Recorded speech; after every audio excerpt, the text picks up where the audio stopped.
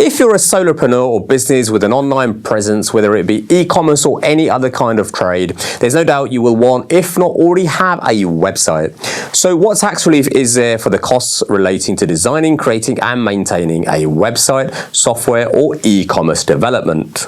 In this video, we will cover how much could it cost to develop and maintain a website, the different type of costs you could incur, capital or revenue, how website costs can reduce your tax bill. Before I get into today's video, be sure to hit that subscribe button as well as the notification bell to make sure you're kept up to date with all our latest content. This really helps us to produce more helpful videos and to get you real quality advice from real qualified accountants. Your business website can be compared to a shop window. There are costs of constructing the shop window from scratch, i.e. the website. There is a cost of changing the display from time to time. There's a cost of maintaining the shop window, such as cleaning and repairs. With websites, you will have the additional cost of hosting and other relevant costs. Now, the cost of building and maintaining a website can vary wildly, and there's certainly more qualified experts out there on YouTube who have a better insight, one of which we recommend by clicking on the card above. Although the presenter is from the US and speaks in US dollars, the principle is applicable across the world, and you can perhaps just convert these prices into your own local currency. At the beginning of April, we granted early access to the Accounting and Tax Academy membership site. In July of this year, we're opening our doors to everyone. Our members will have access to in-depth tutorials, free downloads, and exclusive discounts. And the best part is, it's absolutely free to join. Head to the link in the description box below to register your interest today. Whether you are self-employed or operating through a limited company or LLP entity, fundamentally website costs are either classified as capital or revenue. Let me explain going back to our shop window analogy. There are costs of constructing the shop window from scratch, i.e. the website, and that is considered as a capital cost. But why? Generally, if the website costs create an asset of enduring benefit, which basically means the website has a useful life of at least 2 years.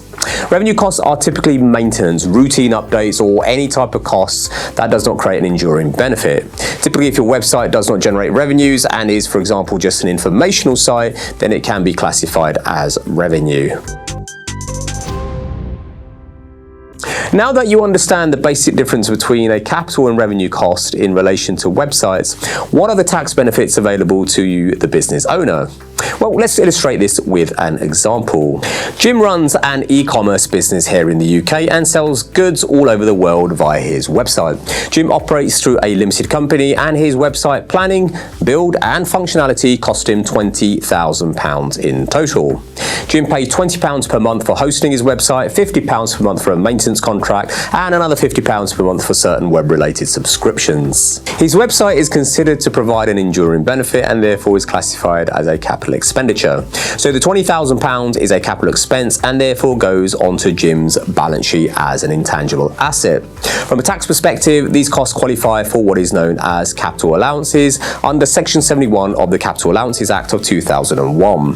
So Jim's limited company can claim 100% annual investment allowance. In other words, the company will receive 19% of the £20,000 in corporation tax relief, which equals £3,800 off its corporation tax bill. For the hosting cost of £20 per month and the £50 per month maintenance contract, these are considered revenue expenses and are booked straight to the income statement.